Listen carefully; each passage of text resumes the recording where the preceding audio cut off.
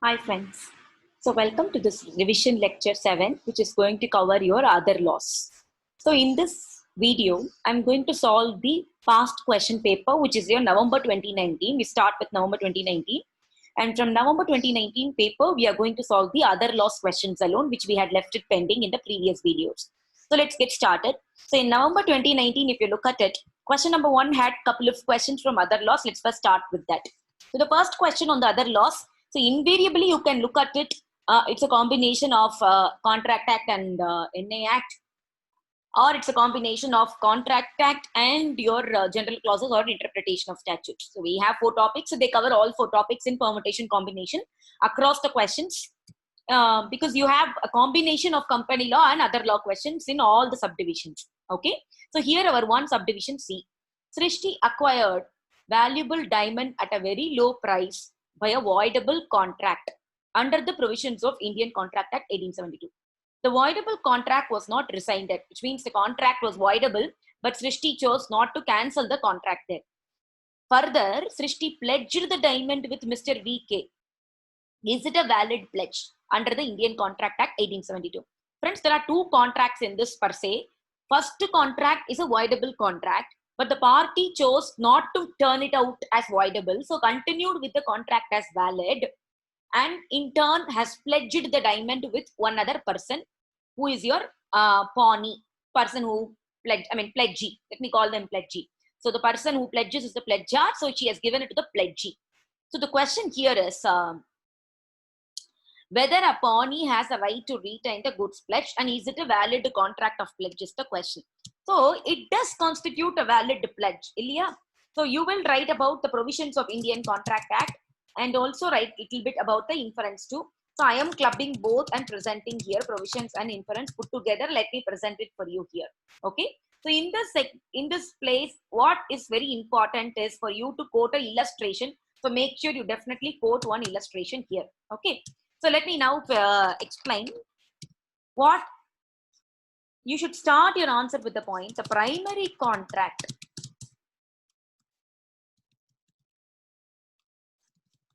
by which Srishti acquired the diamond is voidable.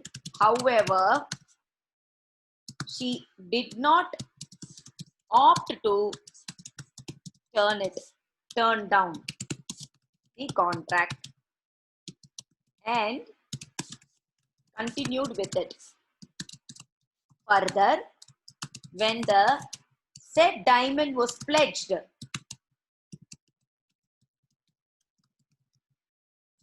pledgee, it's a continuation, sorry, the pledgee obtained it in good faith. Therefore, it's a perfect contract of pledge.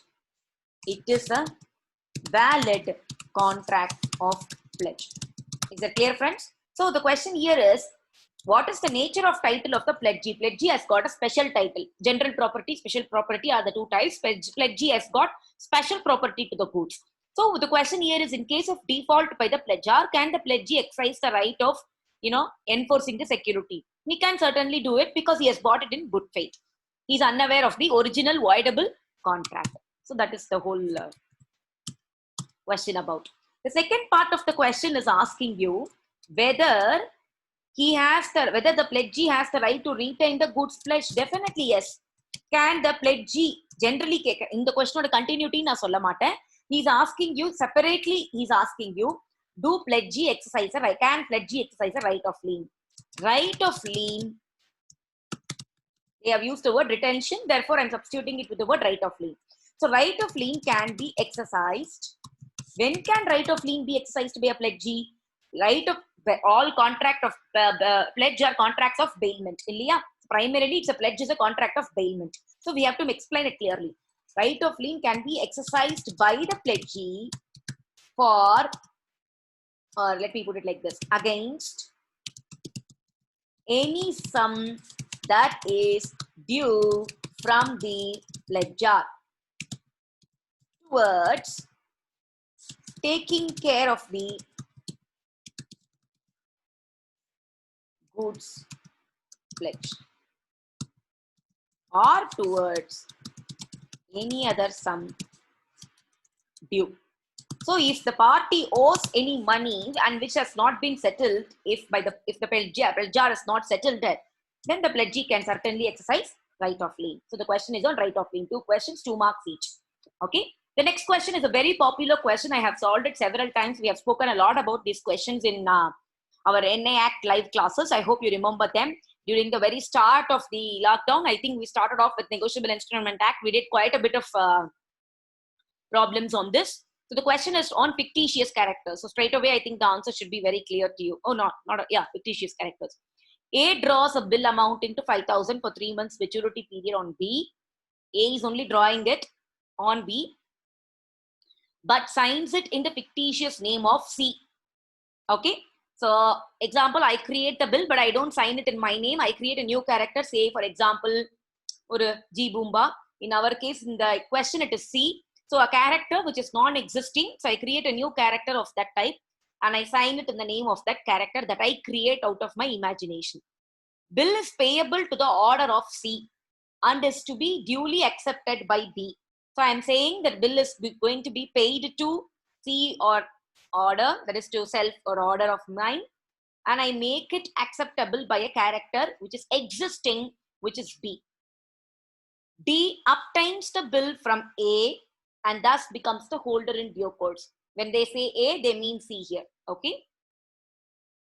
On maturity, D presents the bill to B for payment. Is B bound to make the payment of the bill is the question. Okay. Examine, referring to the provisions of the Negotiable Instruments Act 1881. The question here is, who is now liable for the bill? B has accepted to pay a bill which is signed by a fictitious character in this case. Okay. So the question here is, when the bill is presented to B on the date of maturity by D, is he liable to make the payment on the bill or not? So in this case, if you look at it, B does not have an option. Who can generally be liable? That is very important. So when the bill is drawn in the name of a fictitious character, fictitiously signed bills, you can make the person creating it liable. So the party who created the FC, let me call it as fictitious character, will be made liable only if it is proven that, what is the condition I have told you? That the signature, handwriting, only if it is proven that one may be made liable only if it's proven that the handwriting of the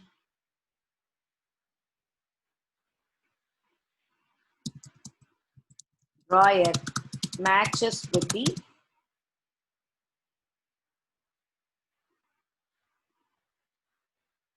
only when it is proven that the handwriting of the person drawing it matches with the endorser. Okay. So if that is not being proven, failing which, he will be liable to be on maturity. That's all. So we have made it clear that the party creating it, his handwriting should be perfectly matching with the character that he made. Handwriting should be matching, else it's very tough to make the party not liable. Clear?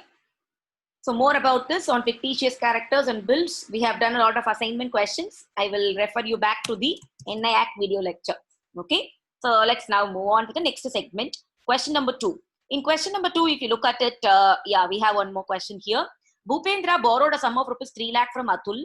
Bhupendra appointed Atul as his agent to sell his land and authorized him to appropriate the amount of the loan out of the sale proceeds.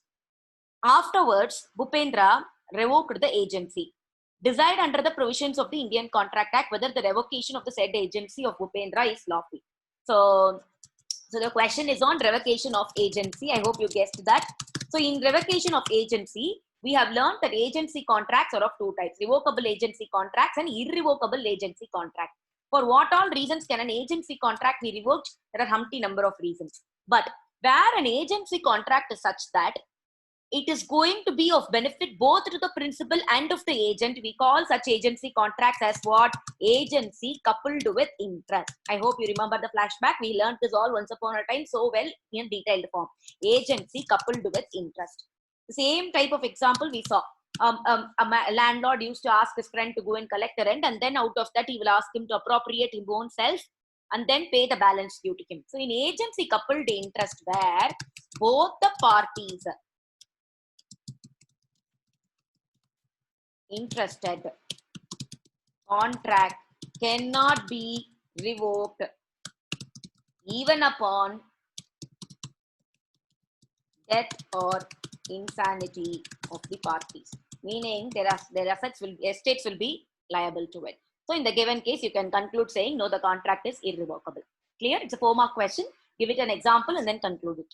Ma'am, should we give an example for all Indian Contract Act question? Yes, if it's for 4 marks, then I think it's ideal to give an illustration to explain your stand better. Okay, next question. Mr. X is the payee of an order check. Y steals the check and forges X's signature, endorses it in his own favor. So X is a payee of a check, order check.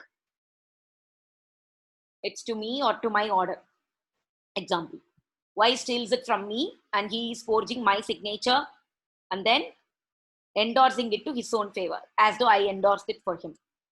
Y then endorses the check to Z, who then takes it in good faith for a valuable consideration. So somebody has stolen my check, they have put my signature and got it endorsed in their favor, and in turn has sold it to somebody else for money and also for valuable consideration. State whether Z can claim privileges of a holder in due course. Okay, so very important point. Can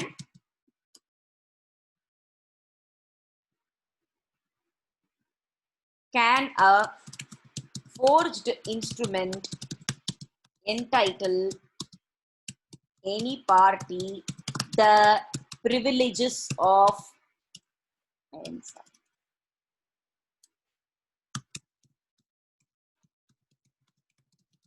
HDC? Is the question. This is the question, correct? So in this question, if you notice, can it entitle somebody to the privileges of a holder in due course? Okay. So, you cannot put it like this, but I'm answering to this part of the question here. So, forgery grossly is an act of crime void ab initio, illegal, and does not confer a valid title to any parties. Let me not call it a valid title, and confers no title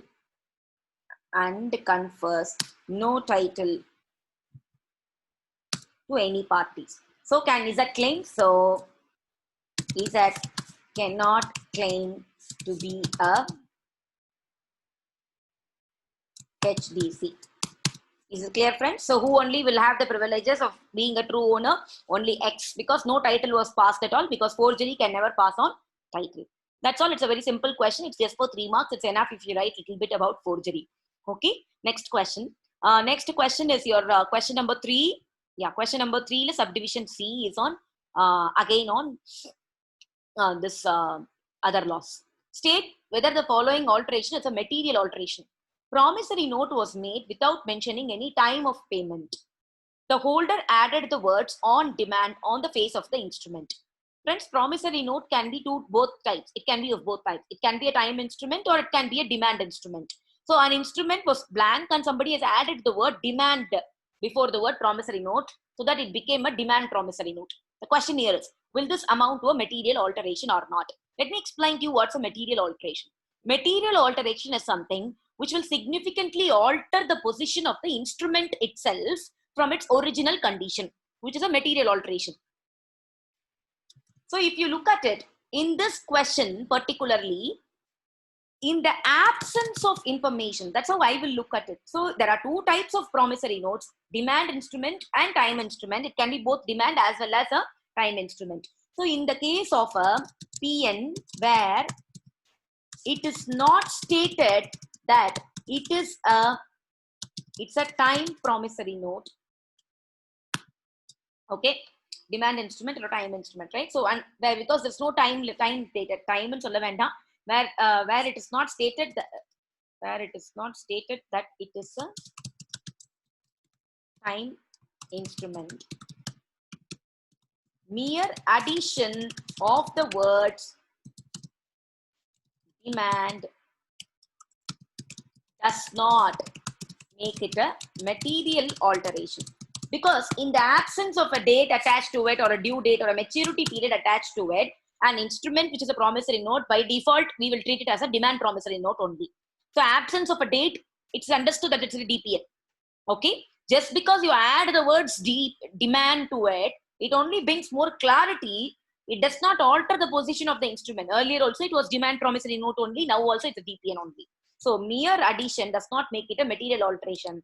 Rather, it brings more clarity, because absence of a date by itself makes it a DPN. That's all. This is enough, friends. This is just to explain to you what is material alteration. Here you cannot elaborate too much. Maybe, yeah, I will recommend that you can add one more thing. Quote a few examples of what are material alterations. Okay, for example, when amount is altered, okay, amount is altered, date is altered, signature itself is altered, all this will amount to material alteration. That should bring distinction between what is material, what is immaterial. Okay, how will you interpret the term instrument? Friends, it's a definition from from General Clauses Act. So we have already discussed a lot on how to remember a definition. So if time permits, I recommend that you watch the GC Act lecture once again. It's probably spread across just 3 lectures. Just you can pass forward and watch it quickly, so that it will be a good revision instead of you are spending a lot of time with the notes. Okay. So it's a direct question, and they have asked this question for 3 marks. So for the question, ma'am, do they ask definition? Yes. Sometimes to fill the answer paper, fill the question paper, as fillers they use for 2 marks and 3 marks definitions from your GC Act. So get ready for that. So instrument, immovable property, affidavit, adikaprama, good faith, in the Mario Sila definitions, they are very fond of it. So make sure you learn them. Okay. Question number 4. Next question is your C. What do you understand by the term good faith? Explain it as per the provisions of General Clauses Act. I don't know if there was a definition, but let me write down my understanding on good faith. You can check up the definitions one that I have given you. Good faith as such is not a concrete definition, if I'm right. So maybe I can put it like this. Good faith means, good faith is a belief, is a honest belief of a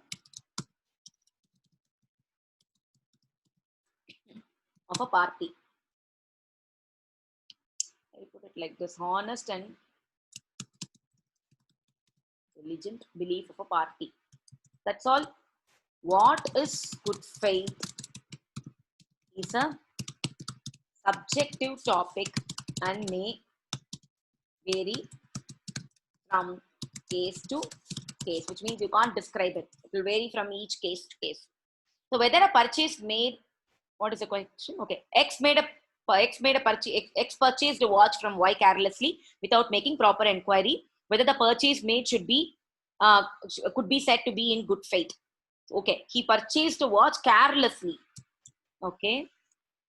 Oh, then I would put it like this: carelessness is not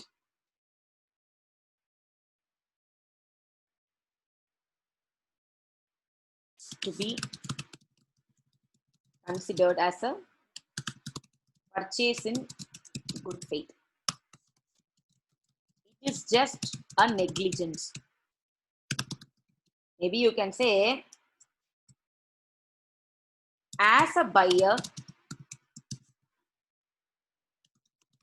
principles of, okay, as a buyer, principles of, let the buyer beware applies. This will help. Clear, friends? So this is how you will conclude it. There is no exclusive definition for the term good faith. Clear? So we'll now move on to the next question. The next question is again a question from your interpretation of statutes. At the time of interpreting statutes, what will be the effect of usage or practice? So usage is the language in the law. Practice is the way in which we have been adapting it and interpreting it over a period of time by custom. Okay. So practice is to do with custom. Usage is to do with the legal understanding of it. So I have given an explanation. You can read through. This is more of a, what do I say, very dry theory to take it. So I will leave it for you to, so in other words, I will put it like this. So what is interpretation? It is understanding it on as is various basis. Construction is when you apply some logic and then group the words of same, group the words and understand it to a given context, you call it construction. So in law, usually we go by the principle that we should always interpret it from the original text in the manner it appears originally, according to the intent of the legislature. So that is what they are asking you as the effect of usage and practice. So you can, give it a reading. Question number 5. So in this also we had a couple of questions, if I'm right. Yeah, we did have one. Okay, one question. C advances B 2 lakh on the guarantee of A. A has also taken a further security for the same C has also taken a further security for the same borrowing by mortgage of B's furniture worth 2 lakh without the knowledge of A. C cancels the mortgage. After 6 months, B becomes insolvent. C's use A for his guarantee. Decide the liability of A if the market value of the furniture is 80,000 under the Indian Contract Act 1872.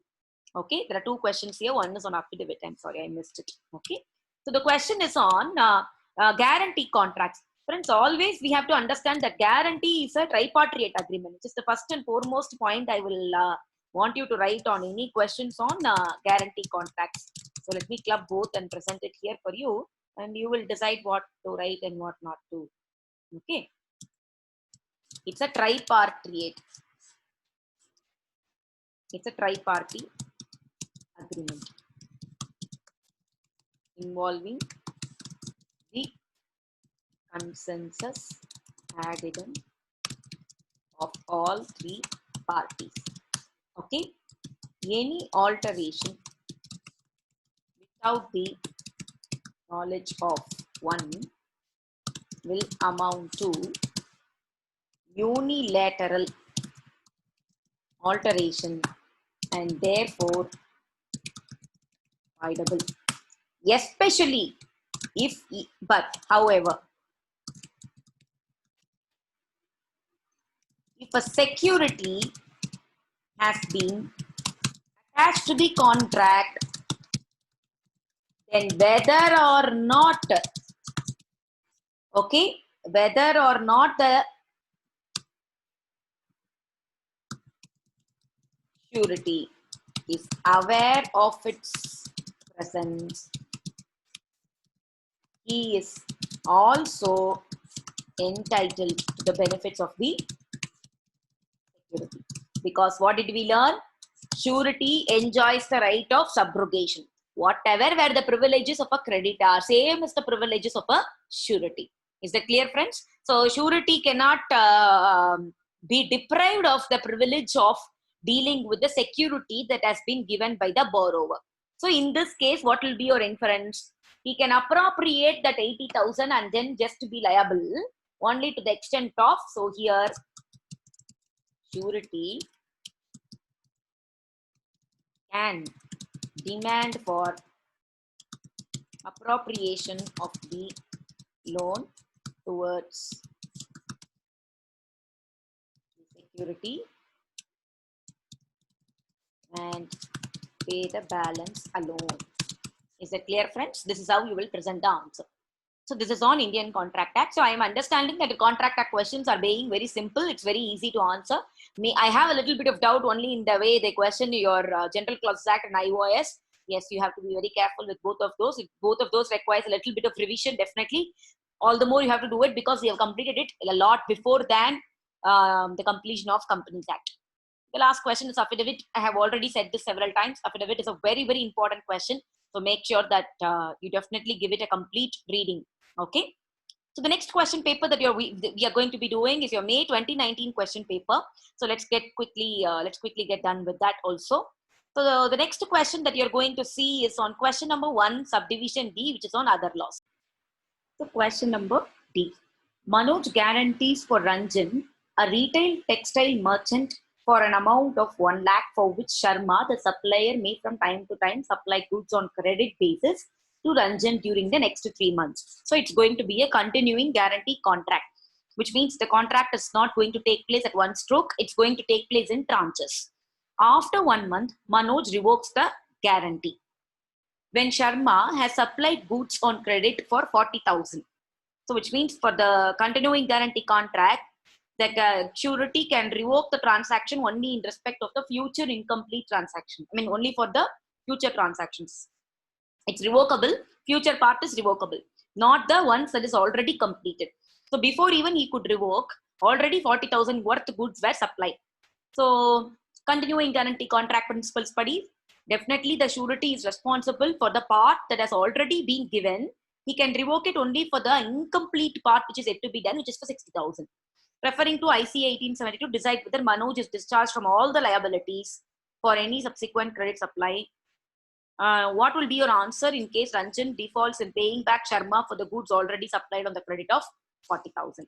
So friends, the question is on continuing guarantee. So let's understand that and provide an apt example also. Continuing guarantee contracts can be revoked, but only in respect of future incomplete transactions. This is about your continuing guarantee. These contracts take place in tranches, unlike a specific guarantee contract. I am writing them all as one point, but you will put them as bullets under the provisions and put them as 2 distinct points so that it's easier for the examiner to understand and evaluate and give each sentence a mark. Okay. So in this case, they are asking you whether he is liable. So you will say Manoj is liable for rupees 40k, which has already been supplied to Ranjan. Here, of course, you will elaborate saying not for the 60,000 which has not been supplied. So you can finish it off. The next question now. Ram purchases some goods on credit from Singh payable within 3 months. After 2 months, Ram makes out a blank check in favor of Singh, signs and delivers it to Singh with a request to fill up the amount due. Ram does not know the exact amount payable by him. Singh fills up the amount fraudulently for an amount larger than the amount payable by Ram, endorses it to Chandra in full payment of Singh's own due. Which means Singh owes some money. So whatever money he owes, that for that amount, he has filled it up to Chandra and he has given it. Ram's check got dishonored. Referring to the provisions of the NA Act, discuss the rights of Singh and Chandra. I'm not going by NA Act and all. To answer this question, I don't think you should even apply the principles of Negotiable Instrument Act. You can even straight away put up your logic and answer the question. So what is the amount? In this case, each party will be liable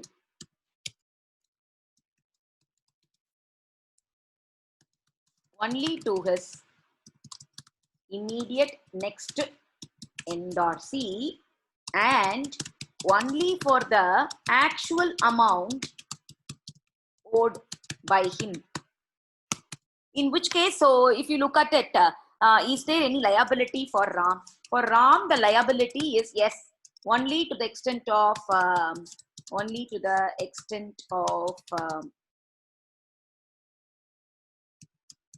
money he owed to Singh. Whatever is the amount due, only that he would be paying to Singh. Okay. So Singh, if you look at it, Is he liable? Yes, he is definitely liable to Chandra. So he is the one, no matter Chandra gets it in good faith, all that is over.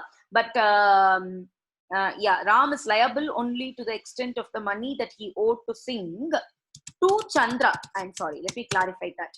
So because now the person who is having the instrument on hand is Chandra, right? So whatever is the amount that was entered by Singh on the instrument held by Chandra, of that, whatever was the original amount that was due between Ram and Singh, that Ram will bear to Singh. The balance amount, Singh only is liable to Chandra. Is that clear? So this is how the equation works.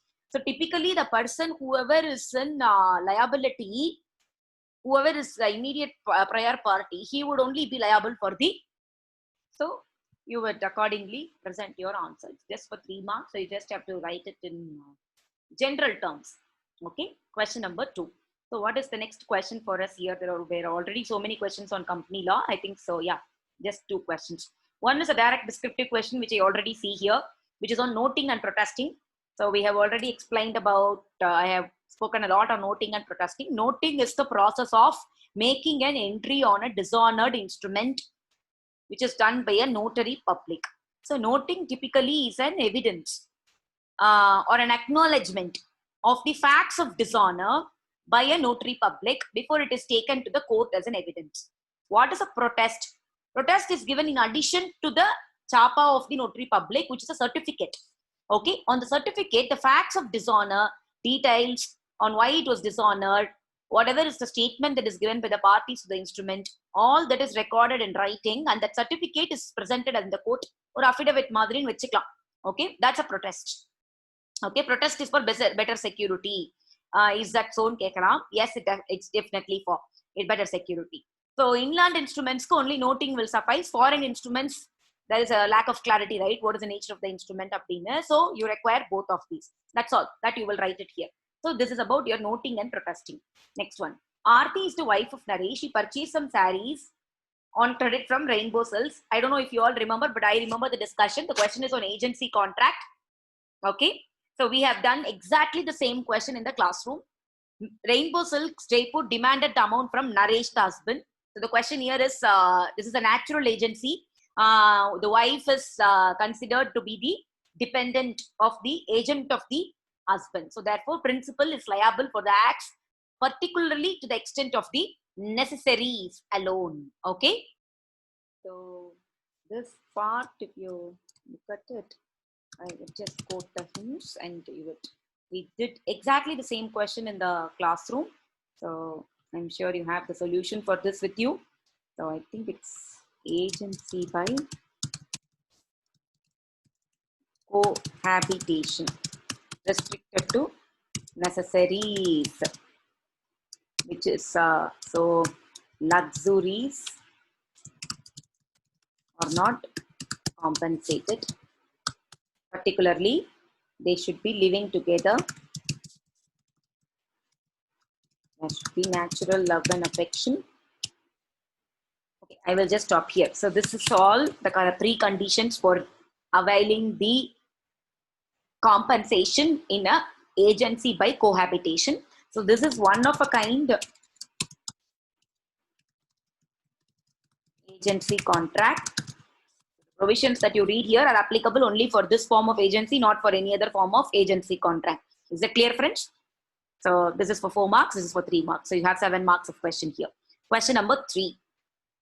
Here also we did a lot of questions already, yeah, but still you have few questions. Let me start from the last. Preamble does not override the plain provisions of the act. What is the purpose of preamble? Preamble per se is to tell you what is the core act going to be about. So the preamble of Companies Act, if you look at it, it is an act framed to govern all the companies incorporated in India and companies having place of business in India, but does not cover in companies. Applicability, but this is the core of the act.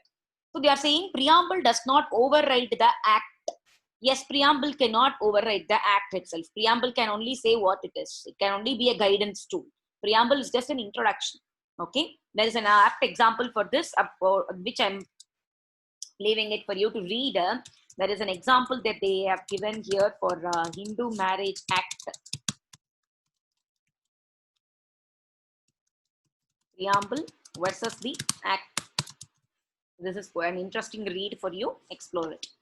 Bill of exchange was made without mentioning the time of payment. The holder added the word demand. They have given you a similar question like that of a promissory note here.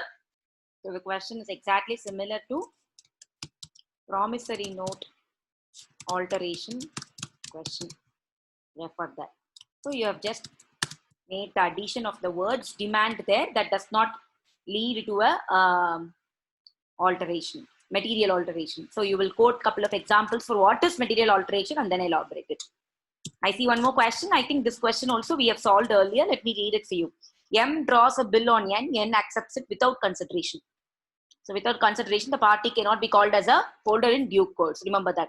The bill is transferred to O without consideration. So O is also not a holder in due course. O transferred it to P for 10,000. Okay. P is bought it for money, for value. On dishonor of the bill, P sued O for the recovery of the value of 10,000. Examine whether O has any right of action against M and N is the question. So what have we seen? Only a holder in due course, only if the prior parties were a holder in due course, you can sue them in the case of a dishonor. So in this case, both, who are they? Okay. So in the given case, if you look at it, N accepted the bill. Both N and P have not bought it for consideration. So they are not HDCs, neither prior parties, and O cannot sue them for any relief. Very simple question. So something very similar to what we have seen on position of a holder and holder in due course. Something of the same type. Question number 4. Okay. I think there are 3 questions. No, 2 questions. Let me check. Companies Act 2013 provides that the amount of dividend remaining unpaid and unclaimed at the expiry of 30 days from the date of declaration of dividend shall be transferred to the unpaid dividend account within 7 days from the expiry of the period of 30 days. If the expiry of the 30 days is 30th of October 2018, decide the last date on or before which unpaid and unclaimed dividend shall be transferred to a separate bank account in the light of the provisions of General Clauses Act. So the question is going to be about provisions relating to time from and to date calculation. Patina question is. So let us try to present the answer explaining the due date computation. Okay. So the provisions and the inference put together, you can write it. So when it says within, then you will exclude the first day and include the last day. So 30th of October being the expiry day, we start our calculation from 31st of October, 31, 1, 2, 3, 4, 5, 6. So 7 days. So 6th of November 2018. Is that clear, friends? So this is how you compute it. So this is the explanation you're supposed to be giving from date to date. Verbatim words link kudu. Then you also explain it with the dates. So this is the computation. Next question. You can see similar question in multiple question papers on the date computation. Okay. So be careful with it. So from date and to date, you will not include the first day. You will include the last day in the list. October 31 days. Referring to the provisions of General Clauses Act 1897, find out the date on which the following act or regulation comes into force. Give the reasons also. An act of parliament which has not been specifically mentioned in a particular date.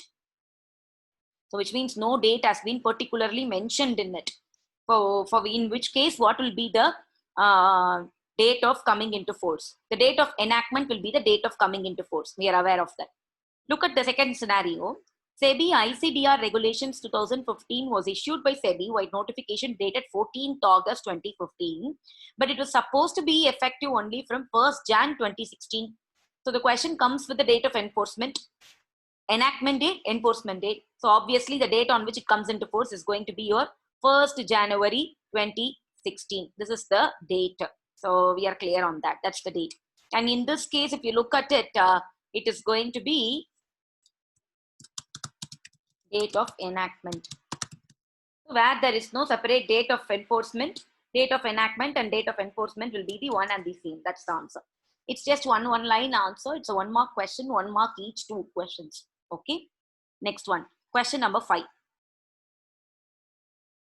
Yeah. Agent is neither personally liable nor can he personally enforce the contract on behalf of the principal. Comment. What is the liability of the bailee making unauthorized usage of goods bailed? So they have asked 4 marks, 2 marks each, 2 questions here. So this question, if you look at it, is about agent cannot act on his own capacity. Yes, agent can never act on the own capacity. He is always going to represent the principal in all acts that he is doing. Agent always represents the principal in all the acts he does, except where principal is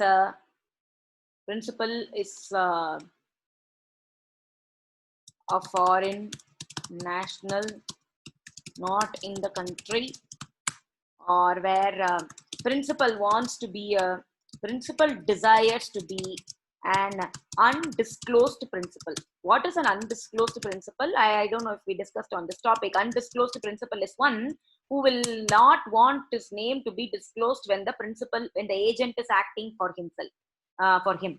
So he will be liable though, but he will not want his name to be disclosed to the parties with whom the agent is dealing with. That is an undisclosed principal. Okay. And in case of emergency, these are the only circumstances. Even in emergencies, if he acts, then the principal is ultimately liable for the act. So maybe, yeah, one example will do for this. You can give that. What is the liability of the bailee making unauthorized usage of goods? Unauthorized usage of goods. You can give a good example. What is an unauthorized usage of goods? Jewelry was bailed to Ramu by Shyamu. Ramu gave the same to his wife for wearing in a party. This is unauthorized usage of goods bailed. So in case of unauthorized usage of goods bailed and for any loss caused because of that, he is definitely personally held liable. So bailee is, bailee is personally liable for any inadvertent usage of the goods bailed. Okay, so this is how you will put the answer. Give an example and then give it. So bail, you will put it even more clearly, saying it is the duty of the bailee to take care of the goods as though it is his own goods as per the directions given by the bailer. However, in circumstances where he makes an unauthorized usage of goods by pledging it or by putting it into private use, all that will amount to personal liability for the bailee. Okay, next one. Company means a company incorporated under the Companies Act or any other previous law. Person includes so and so under the Consumer Protection Act. How would you interpret or construct the nature and scope of the above definitions? Okay, so they're asking about the usage of the words means. Here there is a means used. They're asking you what is the usage of the means here, and includes here means. Inclusive definition and exhaustive definitions. So you will make sure that you write a little bit about the difference between inclusive and exhaustive definitions. You can quote one more example of your own also, and then conclude the answer of the scope of both the definitions. Clear? So this is the standard of question. So this is easy. Yeah, this is also easy. This is also a general question. These are general questions. That's the problem. So you have to be very clear in answering points that makes real sense and with good examples. General Clauses Act, these two are easy, fortunately, in November 2018, so you can answer. But on the usage and principle, no question ketirundam par. Adilla konjam dry question. This is also a dry question. Preamble will override the act. It's an easy one. You have to give an example for that, so that is there. So with that, we are done with two question papers, which is on other laws, which is for November 2019 and May 2019. So November 18 and May 18, I will try to get it and that also very sooner before you finish watching the other videos. So that should complete your other laws preparation. So friends, I recommend that for other laws alone, if time permits, you try to watch the lecture videos, the live lecture videos. Once again, they are there with you. That should help you a little bit in getting the language registered in the mind so that you get the flow when you look at the question. Okay. Thank you so much. All the best. Keep preparing. This should take care of your preparation requirement. So spend some distributed amount of time every day in looking at each question paper. That should keep your confidence levels on an upbeat. Thank you. All the best. Bye-bye.